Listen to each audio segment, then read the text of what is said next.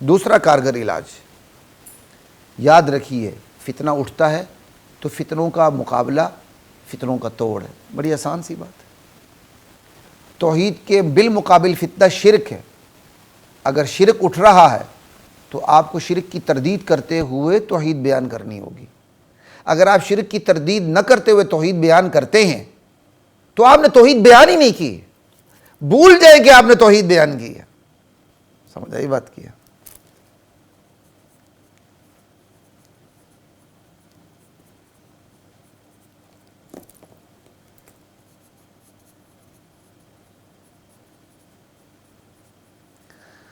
اللہ اکبر. اور شرک کی تردید ہی نہ کریں، صرف توحید بیان کریں، وہ توحید نہیں ہے. اتنی توحید تو ابو جہل بھی مانتا تھا. بھائی قرآن کہتا. ہم بڑے خوش ہو جاتے ہیں ہم نے توحید بیان کی. اللہ خالق، اللہ مالک، اللہ رازق، دکان سے کچھ نہیں ہوتا، مکان سے کچھ نہیں ہوتا. اصل فتنہ کیا ہے؟ قبر والے سے کچھ نہیں ہوتا. یہ قبر والا سنتا نہیں ہے.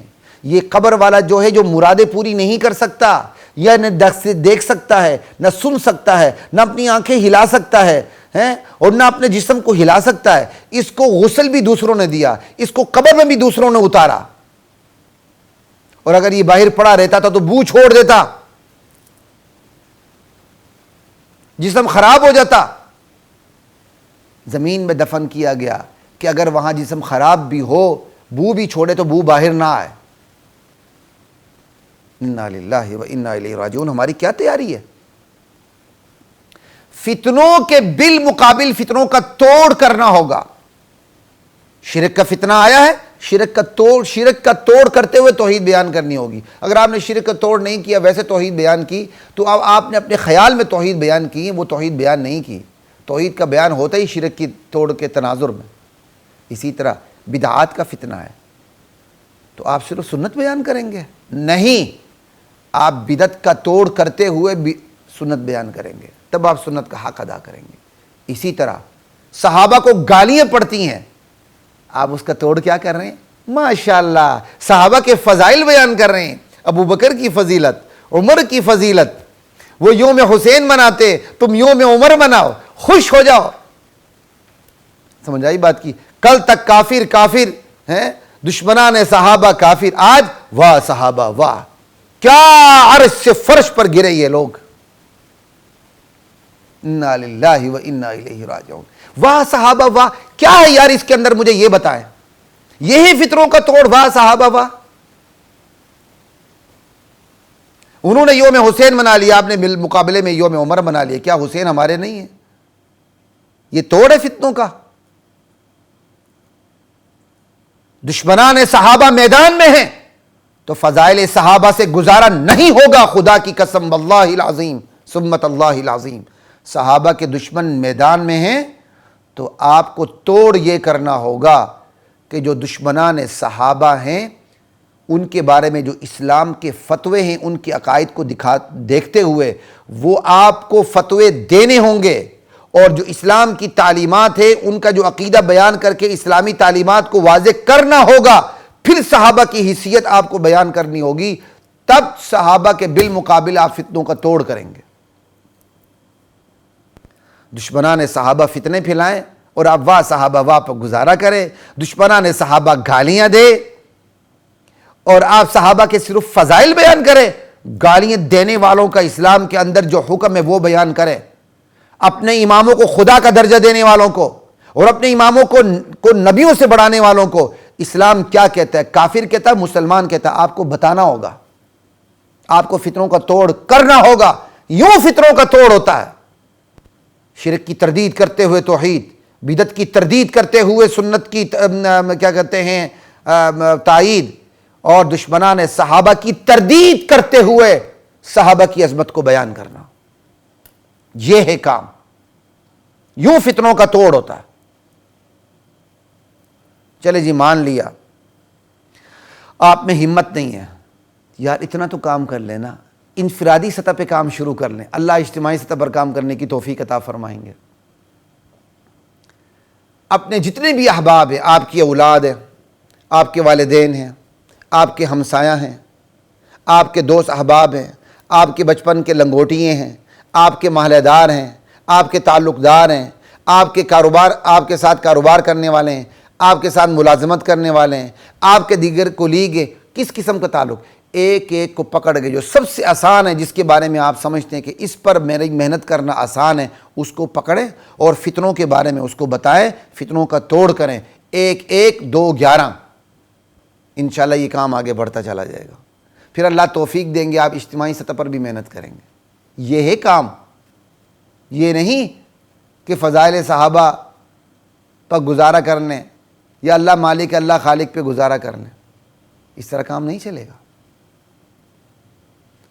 فتنوں کے مقابل فتنوں کا توڑ کرنا ہوگا، انفرادی حیثیت میں بھی، اجتماعی حیثیت میں بھی۔ وہ علماء جن کو اللہ تعالیٰ نے اپنا منبر و محراب دیا ہے، وہ اجتماعی سطح پر امت کی ذہن سازی کریں، اجتماعی سطح پر امت کو بتائیں۔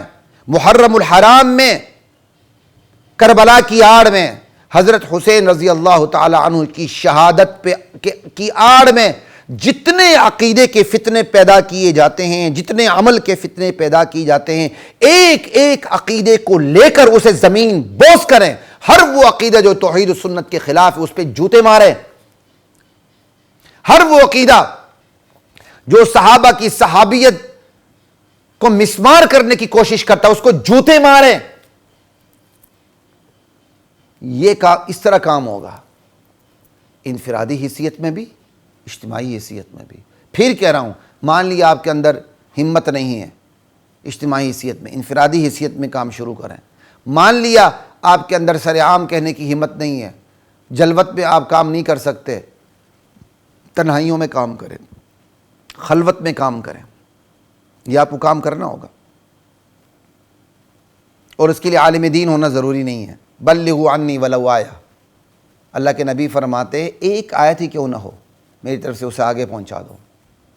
آپ کے پاس علم ہے، جس فتنے کے بارے میں آپ علم رکھتے ہیں، جس فتنے کی سرکوبی آپ ایک آیت کے ذریعے کر سکتے ہیں، ایک حدیث کے ذریعے کر سکتے ہیں، وہ کریں۔ ایک فتنے کو پکڑیں، کریں۔ مبلغ بنیں، مبلغ عالم ہو تو بہت اچھی بات، ورنہ ہر مبلغ کے لیے عالم ہونا ضروری نہیں۔ آج بڑے بڑے عالم شیطان بنے ہوئے ہیں۔ یہ انڈیا کا خبیث، یہ بدماش، یہ بے غیرت مولوی سلمان حسینی ندوی، اللہ کی لاکھ لعنت ہو اس کے اوپر، یہ سر عام حضرت امیر معاویہ رضی اللہ تعالی عنہ کی گستاخی کر رہا ہے، یہ سر عام صحابہ کی گستاخی کر رہا ہے، اس کو لگام دینے والے موجود نہیں ہیں۔ اور یہ ندوہ بھی دوبارہ پہنچا ہوا، ندوۃ العلماء، اس کا شاندار استقبال ہوا، خبیث الشان استقبال ہوا۔ اور میں کلپ دیکھ رہا تھا، ندوۃ العلماء کے بچے اور جم گٹھا تھا ندوۃ العلماء کی عمارت کے اوپر نیچے، ایک ہجوم تھا اس کا استقبال کے لیے، حالانکہ اس کا یوں استقبال نہیں ہونا چاہیے تھا۔ اس کذاب، اس گستاخ معاویہ، اس گستاخ صحابہ کا علاج جوتوں کے ذریعے ہونا چاہیے تھا، اس کے جوتے اس کے سر پہ پڑنے چاہیے تھے، اس کی زبان کی لگام کھینچ لینی چاہیے تھی۔ یہ بغیرت بندہ داڑھی رکھ کے مولوی بنا ہوا ہے، اندر سے ایک نمبر کا بے ایمان دشمن صحابہ ہے۔ ہمارے اندر تو اتنا بھی زور نہیں کہ ہم مولوی سلمان حسین ندوی کو برا کہہ رہا ہے، لاکھ لعنت ہو اس کے اوپر، کاش وہ میرے ہاتھے چڑھ جائے، میں اس کو کچا نوچ لوں۔ لا الہ الا اللہ۔ وہ ایسے بندے کو تو ہڈیاں پسلیاں ایک کرنی چاہیے، جو اپنے آپ کو اہل سنت کہتے ہوئے دشمنان صحابہ کے عقائد ہمارے اندر گھسیڑنے کی کوشش کرتا۔ میں وہی بات کہہ رہا ہوں، اپنا برا کرے تو ہاتھ ہولا رکھنا ہے، غیر برا کرے چھرے کی جگہ ٹوکا اٹھانا ہے، اپنا برا کرے ٹوکی کی جگہ پھول برسانے۔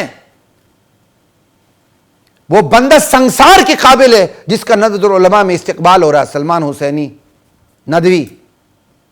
اللہ اسے ہدایت دے، امت کو اس کی گمراہی سے بچائے، ورنہ اللہ تعالیٰ اس پر وہ پھٹکار مارے، اللہ دنیا میں اس کو ذلیل و خوار کرے، کیونکہ وہ صحابہ کے ناموس پر حملہ کرتا ہے، اللہ تعالیٰ اس کی عزت، اس کی ناموس خاک میں ملا دے۔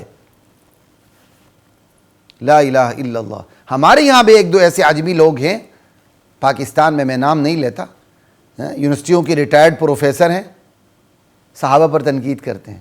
خدا نے بعضوں سے انتقام بھی لیا ہوا ہے، خدا تعالیٰ نے ان کی عزت خاک میں ملا کے رکھ دی۔ تو خیر بات یہ ہے کہ مبلغ بنے، اگر آپ عالم نہیں ہیں تو مبلغ بنیں، جتنا علم ہے اس علم سے کام لیں، اس علم کا اظہار کریں۔ یہ فتنوں کا دور ہے، جس کے پاس جتنا علم ہے اس کا اظہار ضروری ہے۔ رزق تقسیم ہو چکا ہے، عزتیں بڑھ چکی ہیں، موت کا وقت مقرر ہو چکا ہے۔ سینہ تان کا میدان میں آنے سے نہ آپ کی عزت میں کمی آئے گی، نہ رزق میں کمی آئے گی، نہ موت ایک سیکنڈ پہلے آئے گی۔ لا الہ الا اللہ۔ اگلی بات، اگلا علاج، ایک علاج مداہن علماء سے جان چھوڑائیں، فتنوں کے مقابلے میں فتنوں کا توڑ، انفرادی حیثیت میں، اجتماعی حیثیت میں، اور پھر عالم نہیں تو مبلغ بننا کافی ہے۔ اور چھٹی بات، گھر گھر محفلیں برپا کریں۔ محفلوں سے مراد کیا ہے؟ گھر گھر کے اندر، یہ انفرادی اجتماعی دونوں آ جائیں گی، مجلسیں برپا کریں۔